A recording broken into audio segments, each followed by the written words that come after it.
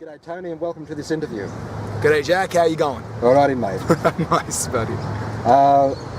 Tony, you grew up in Sydney, whereabouts? Mate, I am a... I come from Condell Park. It's the decent side of Bankstown, assuming that there is one. But yeah, like I'm a Bankstown boy through and through. No, not like, fully sick hubby, but I love my town. Oh, that's alright, we won't hold that against you. Better not. Doggies for life. Now, I first caught up with you in 2013 at the gathering of Turbines. Yes. Yes, the premiere hosted by Andy. And here we are in 2015. I think that's call for a drink. What do you reckon? Mate, I think we need one. Alright, it's not yet 12, but hey man, in Auckland it's about almost 1 o'clock, so I think that's good for now. Oh, that's alright. Let's go. Now, Tony, you began your career with stand-up comedy, actually. Yes. Where did you do your first stand-up comedy and why comedy? Man, how do I say this? I did my first stand-up in Glebe. The mic in hand, it's the mic in hand at the Friend in Hand pub. That's where we did stand-up comedy.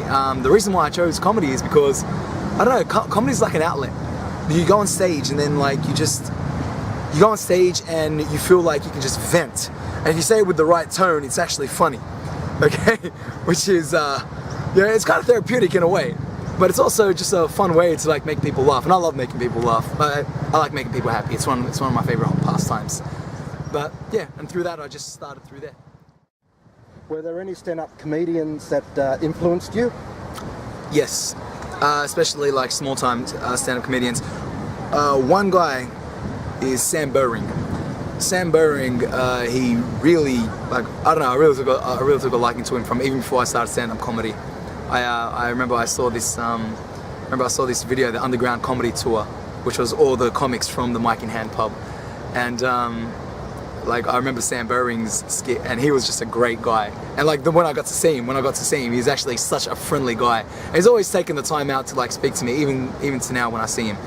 He influences me because not only is he just a great stand-up comic, he's also a great writer as well. I've read a couple of his books, well, one trilogy actually. I haven't gotten into the next trilogy, and I think they're just great. So he does influence me a lot because I like writing as well.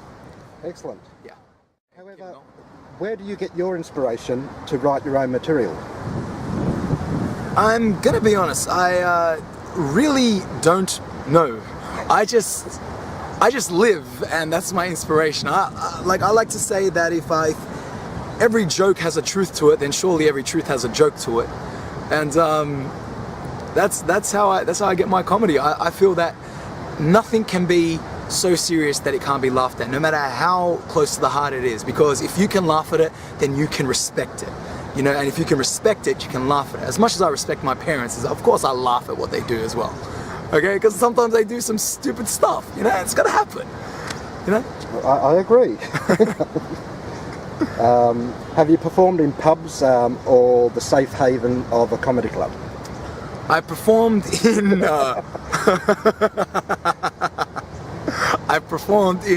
comedy clubs.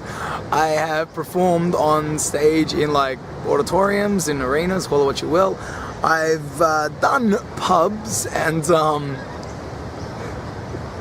Look, I will say one thing. For anyone trying to get into comedy, okay, I know that I've lately been focused more on acting and entertainment than I have on primary stand-up comedy, but if there's one thing I learned back in the early days, doing gigs at pubs is a great way to learn zingers, right? You will have them ready off the bat, because you're always going to have a heckler or two, and at the pub, it's the whole crowd. Alright, so yeah mate, you gotta have those ready off the bat. So next time like someone goes, oh hey you suck or something like that, you just have to be like, oh yeah, well mate, why don't you suck this? Just very quickly, but not in that line, of course. Have you had any bad experiences while performing comedy on stage? Or funny experiences that you may be able to mention? Funny experience was when I was once so tired I forgot my lines. I literally forgot everything that I came on stage, I had an entirely new skit. And I got to a point halfway that I just completely forgot the joke. And I was like, oh, God, I don't know what to do now.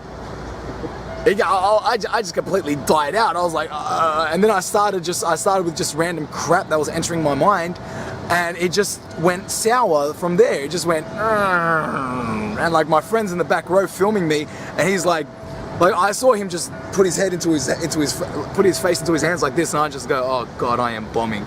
And I always try to leave on a high note, but oh God, man, the highest note I could leave on that was a knock-knock joke. Okay. That's how bad it was. Would you ever consider doing comedy again? Look, I like to do comedy every now and again. Even in Auckland, where I now stay, every now and again I go on stage and just, throw out a couple of lines, I test out some new material.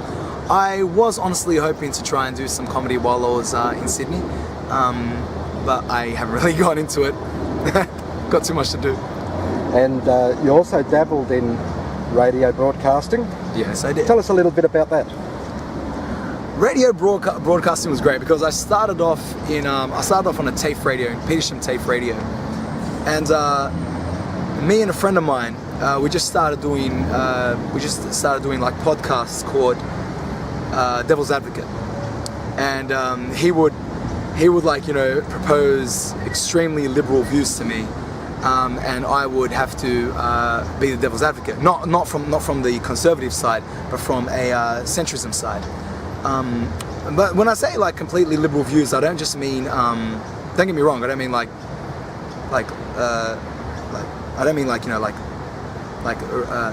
how do I say this? Radical left-wing views to the point where as in everyone's trying to take over the world, and certain companies are doing this and this and that and that, and what my objective was to try and show to be the devil's advocate, to show that it's not as bad as you think it is, and just trying to give that sense of realism, because don't get me wrong, I understand there's some truth to everything that they say, but it's going to be overboard when you say they're designing robots to take over everyone.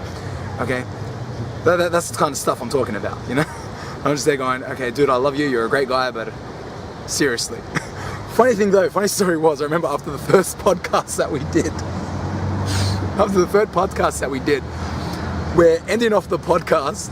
He goes, so we're about to click, the auto message that just comes up, that we ended the podcast, and it's just like a trailer. But just before the trailer kicks in, you just hear him right off the mic, "You are so full of shit." Yes. Which is classic. I laugh about that to this day. It's great. But following Petersham TAFE one, because I only did like a few podcasts at Petersham TAFE, for the life of me, I don't remember the radio station, but I was with my brother-in-law and one of his close friends. It was at a local Sydney station here, I think around Burwood, and we would do podcasts, not podcasts, we'll actually do live radio around then. It was mainly for like the morning show. We'd have to get there at 6 a.m. and back then I wasn't used to waking up at 6 a.m. I was like, if I'm waking up at 6 a.m. I'm catching a plane, but not this time. And on a serious note there, Tony, after a serious accident, yes, which landed you in hospital, you turned your hand to your main love of entertainment, which is acting. Mm-hmm.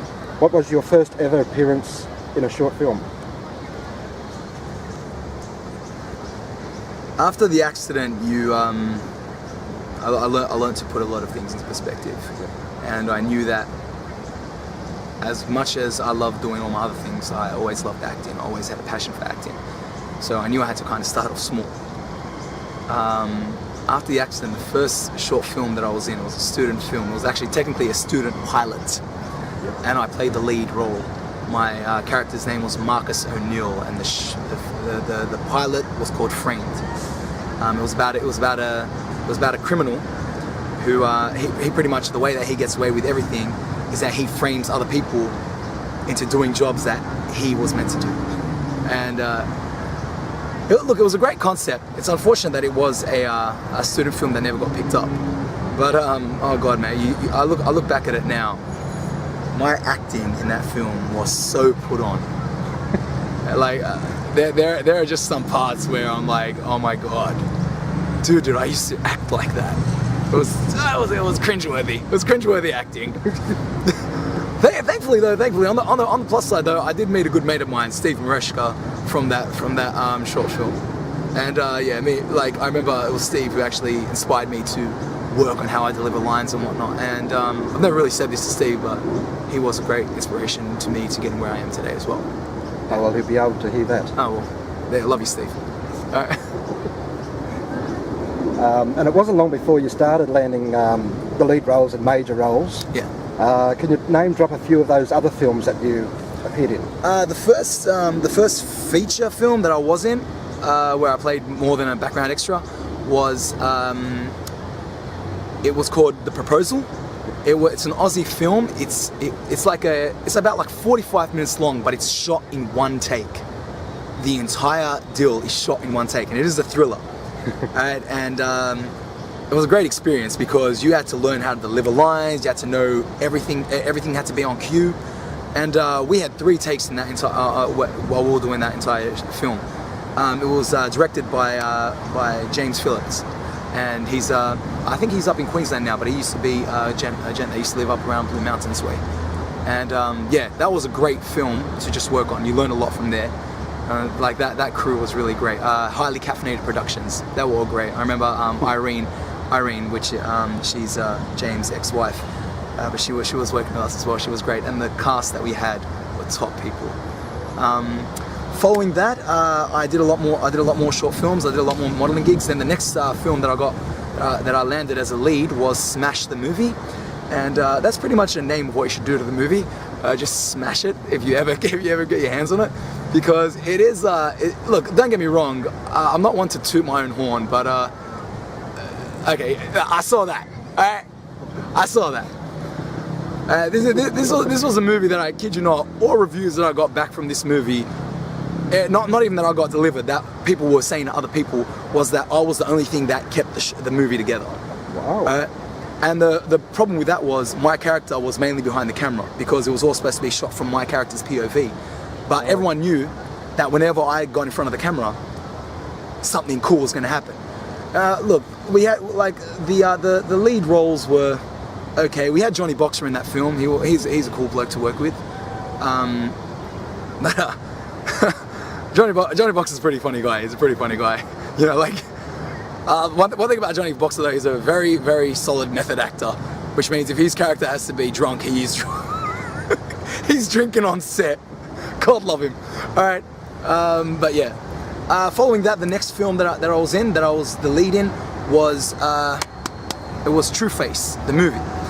True Face, it's an indie production. It's about it was something very different. It wasn't action. It wasn't anything. It was a drama movie. It was a rom-com. The best way I could probably say it's a rom-com. Rom-com from Oz. True Face, the movie, actually, good news about that is it recently got picked up to be watched in the Film Eye Festival at Toronto. Okay. Yeah, so just as recently as about a week ago. Oh, And yeah, like, so really, really good news about that. And I play the lead role of a Middle Eastern character, of course. What else? What else? My character, of course, he's just like a bit of a swinger. We'll call him a womanizer, but he's a good-hearted guy. Okay, and then you have the female lead. She's supposed to be just a girl that just doesn't want a boyfriend, so she's just with different guys every other day. But eventually these two, their paths cross, and something special happens out of them. And despite the fact that they want to be together, they know there's issues because of cultural influences. We had a great cast in that. We had oh my God, Lauren Pegas. She played the lead female. She was like straight out of NIDA, and mate, she just owned that role. We had Felicity Chola. I can't say her last name. She played Lauren's friend. And what's it called, Diab Mitri. He played my cousin in the movie. Great guy, I swear. If you ever meet Diab, you will think this guy cannot be a hard-ass celeb, but mate, in that movie he pulled it off. And oh my God, and I just got to give special introductions to Madeline Kennedy, who played a character. I don't want to ruin the movie for you guys, but if you see Madeline Kennedy's role in that, God, mate, when she was filming this one monologue scene, okay, mate, there was not a dry tear. There was not a dry eye. Dry tear, which is kind of like dry eye. Okay, there was not a dry eye left on set. To the point where when she delivered it, I was so stunned by her performance, I forgot to act. She slapped me and my face stood still. I forgot to turn. And Ken Adams, he was supposed to be one of my cousins as well. Ken Adams, love you, Ken, miss you, bro. Yeah. But those were the three movies that I've been in Australia. Yeah. In Australia.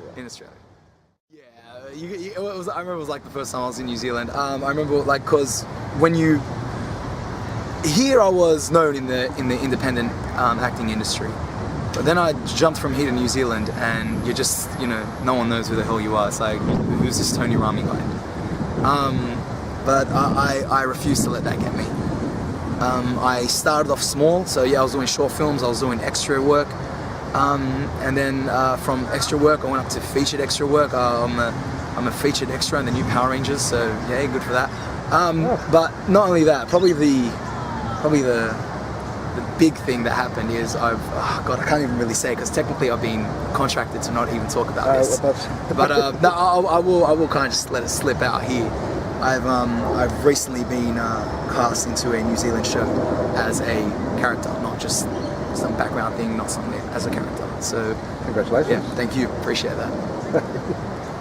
So yeah, it's a big step. Like, I know it's like a baby step to some people, but to me it's a big step. It's a mainstream. It's a crack through the mainstream. So here's to it working. Oh yes. Thank you. As we go through the world of entertainment, Tony, we meet a lot of great people in the industry. If the door of opportunity opens, who would you like to work alongside? People that I haven't met, or people that I've met before? People that you haven't met. Okay. if it opens, opportunity. Yeah. Look, mate, I've always been a massive James Cameron fan. From Terminator to I've loved James Cameron.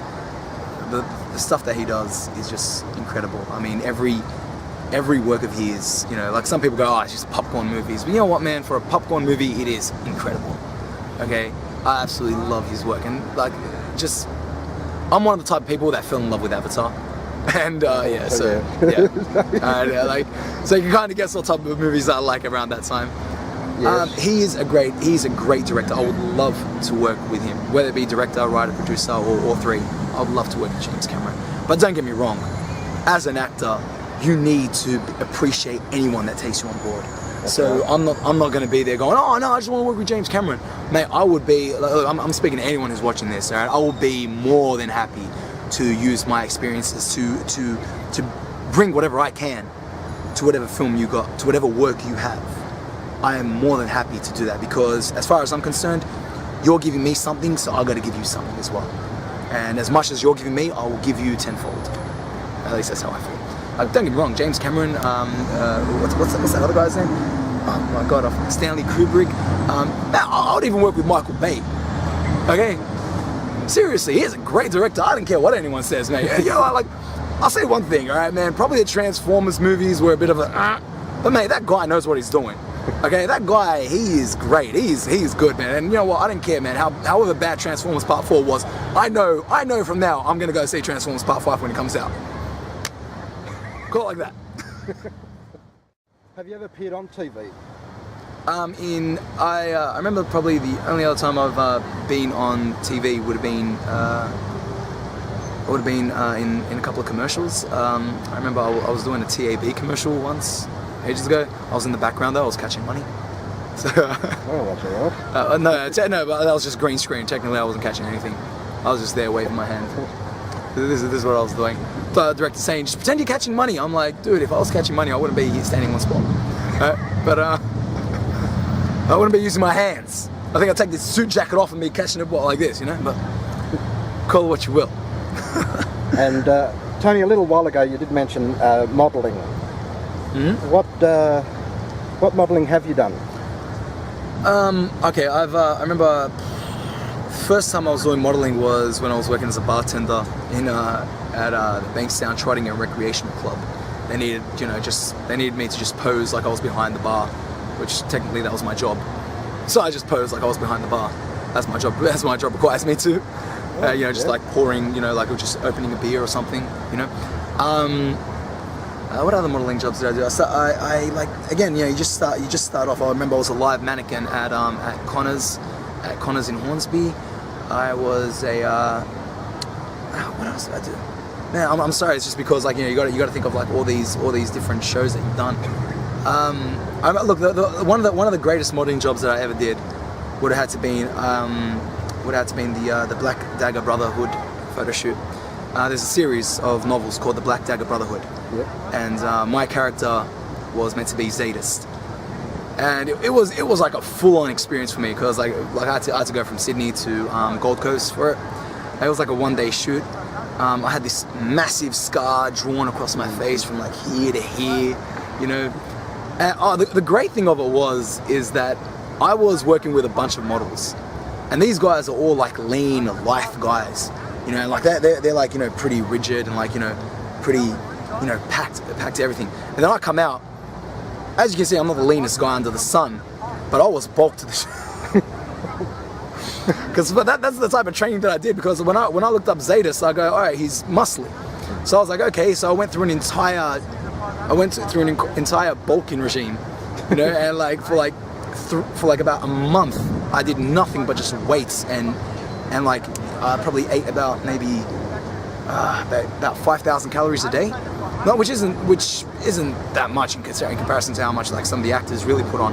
Right. But I was also like training like twice a day as well, all weights. By the end of it, I kid you not, my chest looked like Lego. It was like this, box in. Okay, my shoulders were probably out to there, my arms were like out to here. I like, honest to God, this is one of the reasons why I don't like to bulk up often, because I do kind of look ridiculous. But hey, on camera it looked good. Well, that's the main thing. That's the main thing. Getting back to acting, what would be your favourite role so far and why?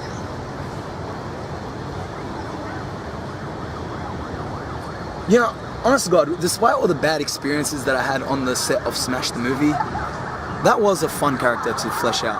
My character, because let's face facts, that character was just me under a different name. Another character that I first, it was something that I first did. It was one of like my first acting parts outside of student film.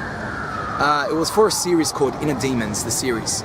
Yep. And it's meant to be like a bunch of superheroes that were, well, not like superheroes, more like superhumans. And they have their own inner demons to face and whatnot. My character, I think it was like a major supporting role. His name was Blackout. This guy was he was literally a human battery. He was just always charged full of energy, and he would like, one of his main things was to, absorb energy from the city block so he can charge up with energy. And you actually see the promo shots, my character's actually got electricity sparking around him. And he would always be around one or two characters. It'd either be around Sparky, who was a teleporter, or Jonathan, who was a drug-addicted werewolf. Okay? A great story. I kid you not, a great story. It's unfortunate that it hasn't come out yet. But because we shot this back in 2011. But honest to God, that character was so great because, he was a character you could really appreciate. He had all this power, but he didn't want to use it for anything else aside from trying to help other people. He was a bit of a the best word I could probably use for him is a Lebanese term, mahdoum. It means like someone that you he's a good person that you kind of feel sorry for him. Oh, okay, yeah. Yeah, like he doesn't want this on him. But yeah, that was a great character. I love to play. Also in LARP, the Crowblade Chronicles, my character, he's one of the antagonists. His name's Horgath the Harrower. Again, just a powerhouse. Right, mate. That guy was great. He was just to the point where even when I'm doing advertising for LARP, the Crowblade Chronicles, if they send me to Supernova or something, my character is such an, excuse my French here, such an asshole. Okay, that it fits within my character to be the biggest asshole to everyone on at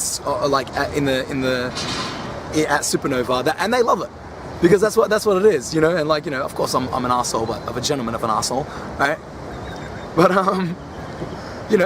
it's the way we attract things.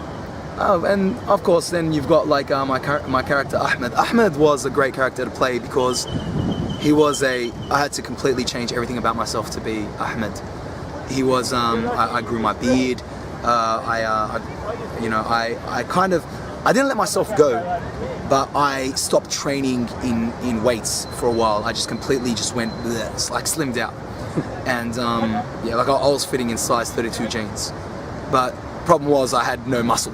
So well, that can be a problem. That can be a problem, especially when you have topless scenes and your belly's kind of all over the place. Yeah. If you're gonna watch it, just please understand I don't naturally look like that. And Tony, you have moved to New Zealand. Yes. To pursue a career, and you started utilising your talents to entertain children. Yes. Can you tell us how that happened and what do you actually do? Okay. I started entertaining kids when I was living here in Sydney. As an actor, it is really hard to get paid work. Right? Don't think what you see on blockbuster films is what happens everywhere. Right? A lot of times we're either broke as a joke or richer than mother. Yeah. Right. But so it's just to keep a constant cash flow coming in. I started doing kids parties as a superhero. And I started off in AKP, but then I eventually moved on to superhero kids parties that my friend Jonathan Stone actually opened up. And like Jonathan is a great inspiration for me as well. Like I do actually like, he's kind of like a, how do I say this? He's not a mentor, but he's also got that rank of mentor to me. Yep. Because he too wanted to pursue acting, but he also got into kids parties just to keep cash flow. But then he's opened up his own business here in Sydney. And I did a lot of superhero parties with him. And then, anyways, when I went to Auckland, I saw that there was a gap in the market. No one was doing superhero parties there. So I thought, okay, this looks like something I can do. So I opened up my own business over in Auckland called EPIC. EPIC is an acronym for Extreme Parties in Character. And we mainly stick to having epic parties. I refuse to do like any Mickey Mouse type of stuff. Alright, like any caterpillar type of stuff. If anyone wants a princess, alright mate, we got Wonder Woman. Okay, that's a princess for you, okay? That's what I'm saying. Like we stick to that superhero niche. And a lot of people were saying, no one wants a superhero, but then my tagline for my business is, why hire some clown when you can get a superhero? True. Okay? Honest to God, and if you ask anybody, look, the best way I could probably explain this is, a clown or a pirate may be fun, but I remember in Auckland I was doing a party in a park for a bunch of kids, and I came as Captain America. And by the way, for anyone in Marvel and DC, I assure you, I let everyone know that I do not own these characters. They are your property. I'm just borrowing the suits. Okay? Whenever I come to the parties, I introduce myself as Marvel's Captain America or DC's Superman, just so I can let you guys know. Okay? No copyright infringements, I assure you. Anyhow, right, so while I was at a party at a park as Marvel's Captain America, there was a party on the side, and they were being entertained by a pirate. But when I came along, these kids saw Marvel's Captain America and were like, oh my god. Wow, and they actually started drifting away from this pirate guy and coming in to try and join our party. And I kind of felt bad for him because I love entertaining kids, but hey dude, this is my audience, you know. The parents don't want me to give you like entertainment. I'm giving these kids entertainment. I felt so terrible about it, to the point where even afterwards, after I finished this party, I actually came and did a couple of photos with that party, you know, just because I felt so bad. But you know, hey, landed me a lot of parties over that way anyway. So yeah, and like knock on wood, I don't like, we've been open for less than a year, and Epic has grown pretty strong. We are like between Whangarei, Hamilton, and Thames. These are all North Island, or these are all North Island areas. Right? We pretty much do have a strong hold there. We're not massive, huge, but we offer the best prices. We offer everything. Yep. So like, because you see like other kids party companies, they got to charge extra for balloons and face painting. I'm like, are you serious? And they're already expensive enough as it is. Okay, so yeah, so we charge like very good prices, and we offer like almost everything there. And the idea of our message to our consumers is that you will receive epic entertainment. And trust me, you think the kids don't like what we do? They love it. They eat it up. Okay, they love it. If you love what we do, all right, search for. Google Extreme Parties in Character. I'm sure you'll either come across a website. If you watch this, we might have a website by then. But until now, you might come across an Instagram page, a Trade Me page, or a Facebook page. Regardless, like us, and you'll see what we do. And what's your favourite epic character you played? I love playing. Marvel's Captain America. He's so cool. He's just mad. He's like such a drill sergeant. I love it. But then again, I also love Superman. Superman's always awesome. But yeah, easiest character to always play is always Spider-Man. But Batman's a bit tough because Batman, kids either love him or they are absolutely terrified. Look, I know DC and Marvel have been focused a lot on films and a lot on cartoons as well. Because let's face facts, you get kids from a young age, you have them for the rest of your life, right? And they are bringing back cartoons that introduce them all, but it's not just the fact that they see us on cartoons. The kids see us on cartoons, man. You'll be surprised how many times you go to a party and kids know more about the character than you ever knew. Okay, like kids will be going, "Hey, Batman, did you ever wear Green Lantern's ring and be this character?" I'm like, "Yeah, why not?" And then I go home and I Google it and I'm like, "Holy crap, this is it." Where I never knew about this. Okay, like, but all right, fine. Let's stick to that. These kids know a lot about it because it may not be mainstream cartoons, but mate, it is in like, they've got the whole Lego movie dealie. They've got games for these kids on like, Xbox and PlayStation. And kids are loving this. So they still eat up the whole superhero persona. And mate, say what you want. Never, ever, ever will legends like Spider-Man, Batman, and never in your life will Superman be erased from history. These are solid characters that have been hammered into our minds, and every generation knows about them. These are characters that we look up to and we inspire to try and replicate. So they're great characters, and there is no way in hell that anyone will ever forget them. What I do is I just pay, well, at least what I like to do is I pay homage to them by dressing up like them, by staying in good shape as well when I dress up like them. Okay. And using feats of strength and whatnot, and saying it's their strength, not my own. At least I think I try to anyway. It's a good way of putting it. Oh well. Try not to get sued. Exactly. Lastly, Tony, if anyone is looking for a talented and versatile actor as yourself, yeah, to be part of their film or whatever, what's the best way for them to contact you? Okay. Well, I would say 2 ways. Well, actually, no, several ways. Right?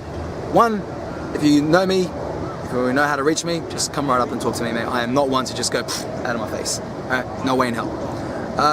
Second way, you can either contact my agent. My agent is Belinda Foster at B&M Creative Artists.